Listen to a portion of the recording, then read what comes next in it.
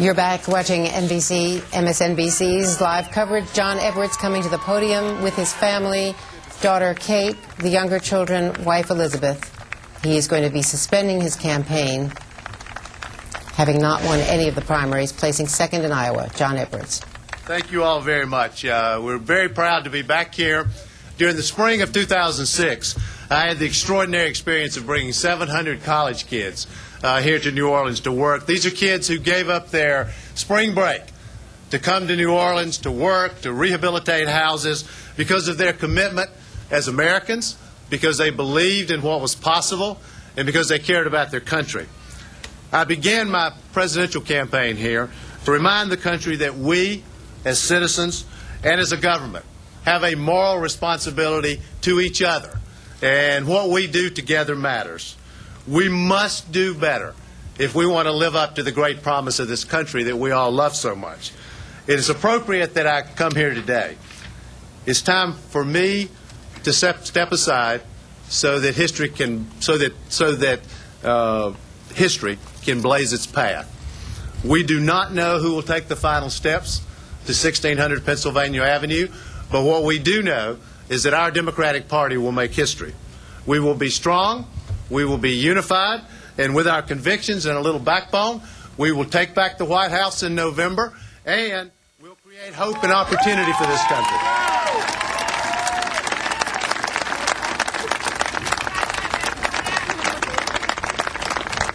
This journey of ours began right here in New Orleans. It was a December morning in the lower Ninth Ward when people went to work.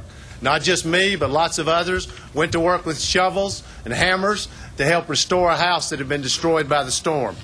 We joined together in a city that had been abandoned by our government and had been forgotten, but not by us.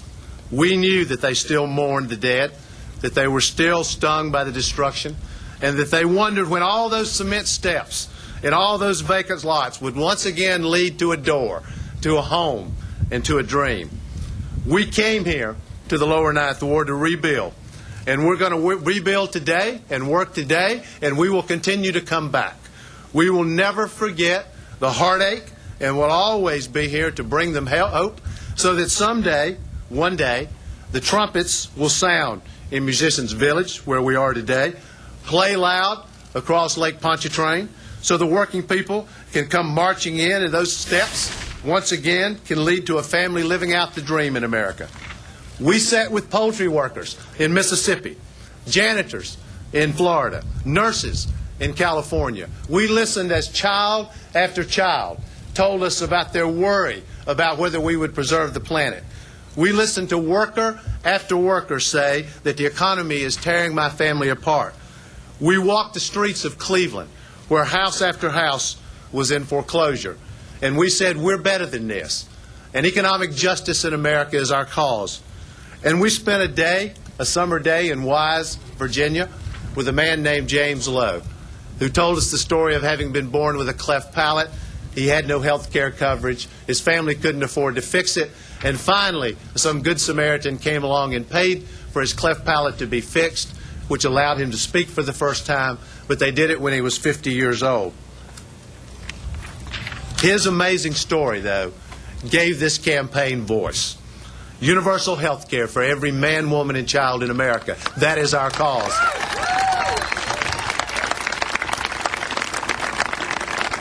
Now, I've spoken to both Senator Clinton and Senator Obama. They have both pledged to me, and more importantly, through me, to America, that they will make ending poverty central to their campaign for the presidency.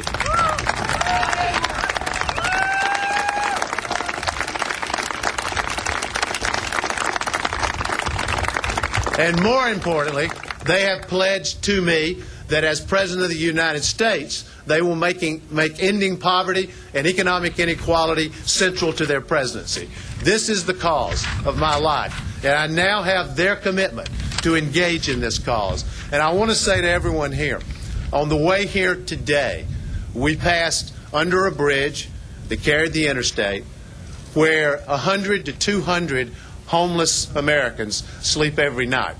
And we stopped, we got out, we went in and spoke to them. there was a minister there who comes every morning and feeds the homeless out of her own pocket. She said she has no money left in her bank account. She struggles to be able to do it, but she knows it's the moral, just, and right thing to do. And I spoke to some of the people who were there, and as I was leaving, one woman said to me, "You won't forget us, will you? Promise me you won't forget us."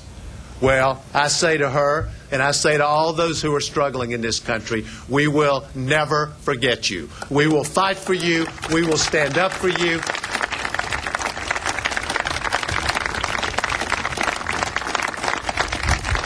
But I want to say this. I want to say this because it's important. With all of the injustice that we've seen, I can say this. America's hour of transformation is upon us. It may be hard to believe when we have bullets flying in Baghdad. It may be hard to believe when it costs $58 to fill your car up with gas. It may be hard to believe when your school doesn't have the right books for your kids. It's hard to speak out for change when you feel like your voice is not being heard. But I do hear it. We hear it. This Democratic Party hears you. We hear you once again. And we will lift you up with our dream of what's possible. One America that works for everybody. One America where struggling towns and factories come back to life because we finally transformed our economy by ending our dependence on oil.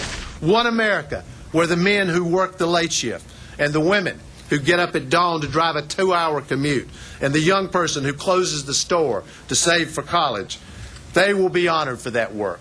One America where no child will go to bed hungry because we will finally end the moral shame of 37 million people living in poverty.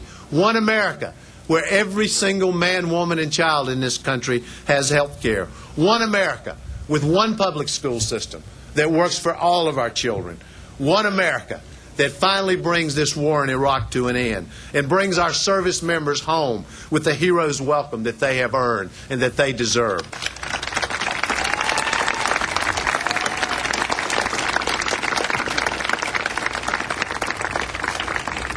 Today, I am suspending my campaign for the Democratic nomination for the presidency. But I want to say this to everyone. With Elizabeth, with my family, with my friends, with all of you and all of your support, this son of a mill worker is going to be just fine. Our job now is to make certain that America will be fine. And I want to thank everyone who has worked so hard, all those who have volunteered, my dedicated campaign staff who've worked absolutely tirelessly in this campaign. And I want to say a personal word to those I've seen literally in the last few days. Those I saw in Oklahoma yesterday, in Missouri, last night in Minnesota, who came to me and said, "Don't forget us. Speak for us. We need your voice." I want you to know that you almost changed my mind. Because I hear your voice, I feel you, and your cause is our cause. Your country needs you, every single one of you. All of you who have been involved in this campaign and this movement for change and this cause, we need you. It is in our hour of need that your country needs you. Don't turn away, because we have not just the city of New Orleans to rebuild.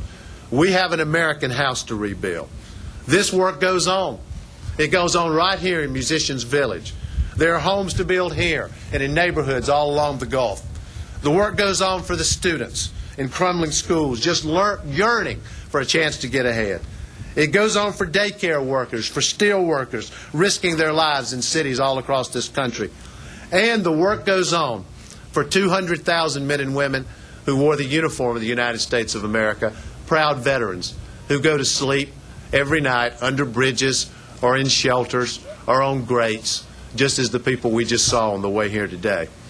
Their cause is our cause. Their struggle is our struggle. Their dreams are our dreams. Do not turn away from these great struggles before us. Do not give up on the causes that we have fought for.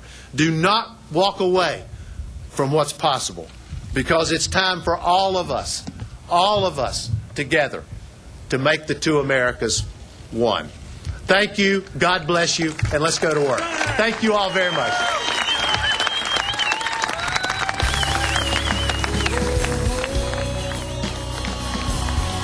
And with that, John Edwards, with his family, his wife Elizabeth, his children, the people from Habitat for Humanity who are joining him there, his campaign workers, ends a 5-year quest for the presidency.